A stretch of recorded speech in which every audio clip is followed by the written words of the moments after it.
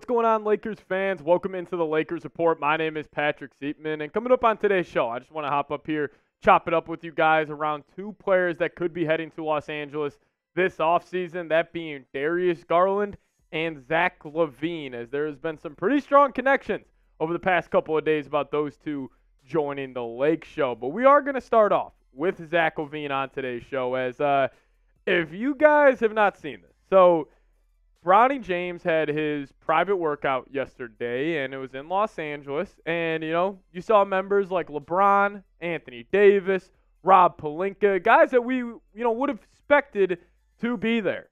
However, as the workout went on, Zach LaVine came in attendance, and Zach LaVine went up to LeBron James, dapped him up, and then LeBron said, "What's up, big dog?" He went to Anthony Davis, dapped him up, and those three specifically watched Bronny James work out. Now, this could be total speculation by myself, and, there could be no, real juice behind this. But in my opinion, why would Zach LaVine be going to Bronny's workout? Now, one, it could just be he wants to see what, Bronny's all about. He wants to see what the hype's about this kid potentially, going to the NBA. Or on the other side of it, since all of the reports we have heard, even dating back to the last NBA trade deadline, that Zach LaVine has interest in joining the Lakers. Obviously, he's repped by, Clutch Sports, the connection with LeBron James, Rich Paul, all those different types of kind of, tea leaves that lead to Zach LaVine wanting to be in Los Angeles. I just thought it was pretty funny that, the last kind of public sighting that we've seen from LaVine was during the play-in tournament when he was on the bench for the Chicago Bulls, and then immediately after, we see him at Bronny James's private workout. Now, let's talk about how the fit could potentially work with Los Angeles, and I'll give you guys a trade idea here in a second. But, in terms of what do I believe the Lakers need, and, everybody's got a different answer to this. This is what I just believe. Now, I think the Lakers could go two routes.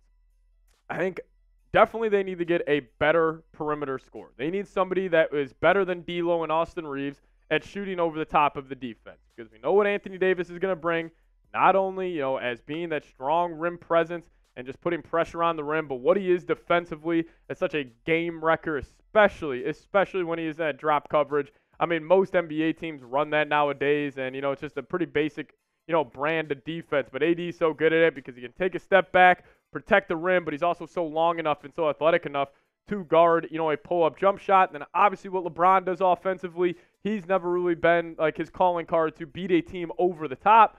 Well, Zach LaVine is that. And, even though his time in Chicago, like you go ask Bulls fans about him, they can't stand him, because he hasn't really played the most winning brand of basketball. Well, how do I believe you fix that? Who out of anybody in all of sports that could get winning play out of a player that has typically not played winning basketball? Well, that's LeBron James.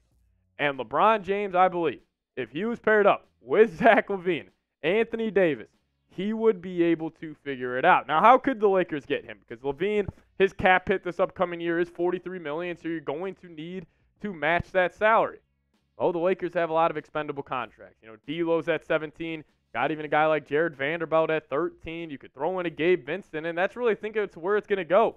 Like, I don't think the Bulls are expecting draft capital in return for LaVine. Obviously, they would love to get some draft picks. There is no doubt about that. But if you could send them an offer of D'Lo, Vanderbilt, and Gabe Vincent, I bet you they consider it for two reasons. One, just to get Zach LaVine off that team and just to get that contract off their books. I think that is their number one priority this summer. Will the Bulls front office do it? I am not sure. We know they are the most, patient and kind of, just stubborn front office and not realizing what their issues truly are. But that would be a great deal for them, because your other argument to them could be, yes, do they have a need for D'Angelo Russell?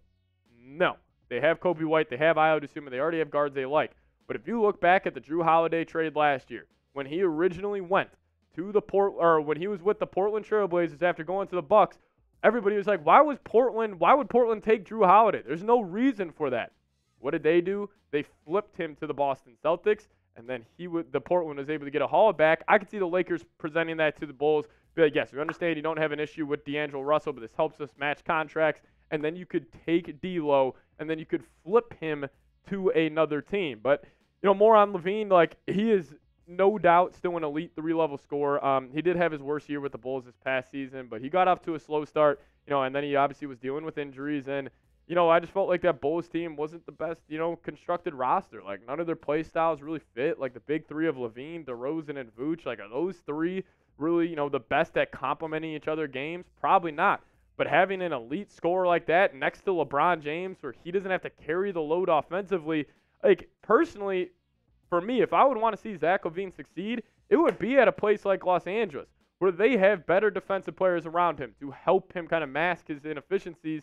And then also he would have the keys to the castle in terms of being that primary guard at initiating offense. But LaVine's a polarizing figure. I understand that. Some people, still really believe in him. Some people just think he's a losing basketball player, and that's always going to be throughout his NBA career. I'll ask you guys, would you trade for Zach LaVine? Give me a Y for yes or an N for no down in the comment section. Now, I do want to close out today's show talking about another big-time name that's been linked to from the Cleveland Cavaliers to the Los Angeles Lakers, and that is Darius Garland. So Darius Garland, according to Bobby Marks, this is the quote he had. I'll read it out to you guys. He said, if the Cavaliers do make Garland available, one trade that could make sense would be a package centered around the Los Angeles Lakers' Austin Reaves and Rui Hachimura. So in totality, like, the Lakers are going to make a move this offseason. Like, you're probably going to need to include, like, a big-time move. You're probably going to need to include Austin Reaves or D'Angelo Russell, then throw in, like, a Rui, and then throw in your draft capital. Because, if you look at, like, what other teams could, want from the Lakers, like, I think no doubt that 2029 first-round pick is incredibly enticing because you're probably assuming LeBron is retired or, who knows. He might still be playing, but he'll be off the Lakers. Anthony Davis, is he really going to be as effective as he is in the year 2029? Probably not. So other teams could be looking at that and being like, that 2029 first-round pick for the Lakers, if we could somehow get that unprotected and have them go all in on LeBron James in this kind of 2-year window left in Los Angeles, I could see another team, that being like the number one trade asset they want in comparison to any other team. And then on top of that, if you're able to throw in Austin Reaves, who's a very solid ball player, has already shown an ability to be an elite off-ball guy. And a term I've been using a lot is called play finishers, where it's end of the shot clock, 5 seconds left, and you get the ball, and you just have to make a move in a short amount of time. Austin Reaves is a great player at doing so. He has the catch-and-three ability. He has the one dribble pull-up. He has just a rip-through drive, and I think Cleveland could be very interested in that. Now, in terms of Darius Garland and his fit with the Lakers, this might be my number one choice for Los Angeles this offseason. If they want to go all in on winning, and they want to kind of take advantage of how many years LeBron James has left of being a top 10, 12 basketball player in the NBA, I think Darius Garland's a great choice for 2 reasons. I think he would have a guy who can be a maestro of the offense. And, I'm not saying D'Angelo Russell wasn't that, but he didn't excel at that. And I think Garland's one of those guys where if you gave him the keys and you gave him like a LeBron and AD around him, like, it could be scary. It could be scary for other teams' defenses trying to guard that. I mean, could you imagine him coming off the pick and roll? And he's got either 3 decisions, or I'll give you guys the full rundown right here. High pick and roll with Anthony Davis. Darius Garland's coming off the screen. AD's rolling to the rim. LeBron James in the cutter spot, and you got 2 shooters outside. And you got Darius Garland. He's here. He's like, I could either take the floater, get to the rim, throw the lob up to AD, throw the kick back to LeBron James as he's attacking on a rotation, and he's got to make a decision, either get to the rim or kick it out, or Garland could just kick it out to either shooter in each corner, and he has shown an ability to make those right decisions. I really do think if the Lakers want to win a championship next season, I would almost rather prefer them getting a guard like Darius Garland in comparison to Donovan Mitchell. Donovan Mitchell is a better player in the vacuum, but I think specifically with what the Lakers want to get done, I would almost lean Darius Garland in comparison to Donovan Mitchell, even a guy like Trae Young. Like, maybe if you're thinking bigger term with the Lakers, where it's like 5-6 years and you want to take advantage of the Anthony Davis window instead of the LeBron James window, then you can make a better argument for Trae Young. But Garland's been in the playoffs the past couple of years. He plays winning basketball. He'll always make the right read. And I just think he is the right brand of point guard to put next to an older LeBron James where he can command the offense. Now, I will say if they do make this trade, they're going to need to make another move on the outside to have a true scorer.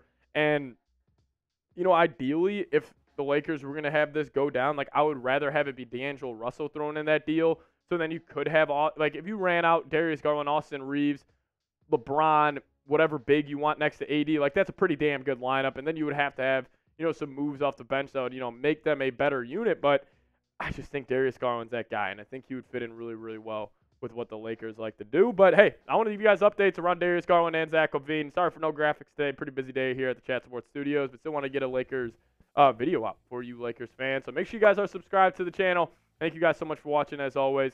See y'all next time. Go Lakers.